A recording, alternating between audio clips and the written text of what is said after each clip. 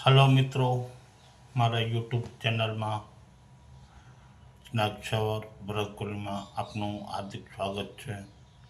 મારે થોડીક સફાઈ કામદાર વિશે થોડીક ચર્ચા કરવી છે ને સરકારશ્રીને પણ આ વસ્તુને ધ્યાન દોરવું બહુ જરૂરી છે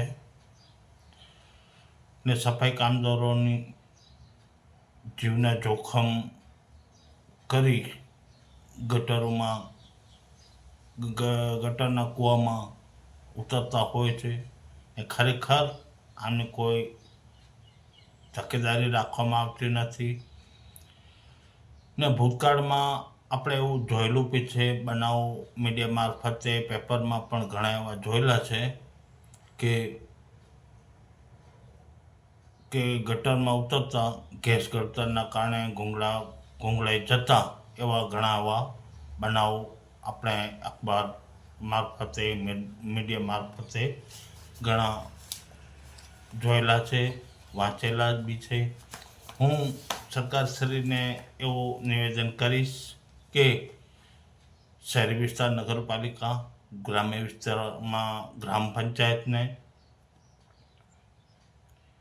કે સફાઈ કામદારો જે સફાઈ કામ કરી રહ્યા છે એમને હાથના મોજા, પગના બૂટ એવી ફેસિલિટી આપવામાં આવે એવી મારી સરકારશ્રીને નિવેદન છે ને આવતા ભવિષ્યમાં ગેસ ગળતર જેવા બનાવ ન બને એના માટે સફાઈ કામદારોની સેફટી જોવી નગરપાલિકા અને ગ્રામ પંચાયતની ફરજ થાય છે. એના માટે હું નિવેદન કરીશ કે સરકારશ્રી આના માટે યોગ્ય નિર્ણય લઈ આગળની કાર્યવાહી કરવામાં આવે. તેમજ મેં એ પણ જોયેલું છે કે સફાઈ કામદારો જ્યારે રોડ પર સાફ સફાઈ કરતા હોય, કચરામાં નિકાલ થયેલા પતરા હોય, કાચો હોય, ઇન્જેક્શન હોય, એ ઘણી વખત ઉપાડવામાં હાથમાં પગમાં લાગી જતા હોય છે. એના માટે પણ કોઈ હાથના કે પગના સૂચનાઓના કારણે હાથ પગમાં ઘણી વખત વાગી જતું હોય છે, જેના કારણે સફાઈ કામદારોને હોસ્પિટલમાં જવું પડે છે. તેથી સરકારશ્રીને મારું નિવેદન છે કે એના માટે સરકારે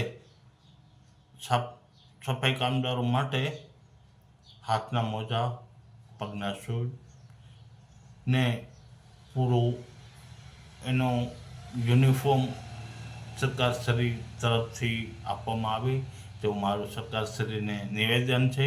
એના માટે મેં 11/5/2025ના રોજે મુખ્યમંત્રીશ્રીને પણ લેખિત પત્રક બી વોટ્સઅપ દ્વારા મુકાયેલો છે. તેમજ આ પત્ર નકલ મારા સ્નેક્સવર ભરત કોહલી ઇન્સ્ટાગ્રામ ચેનલમાં ઉપરાંત ફેસબુકમાં પણ તમે જોઈ શકશો.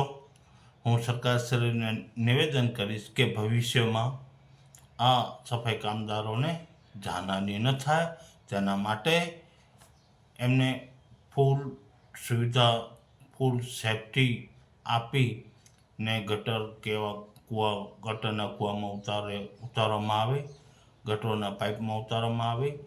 સુવિધા વગર ને ગેસ ગટરના કારણે કોઈ પણ જાતનું બનાવ બની શકે એમ છે.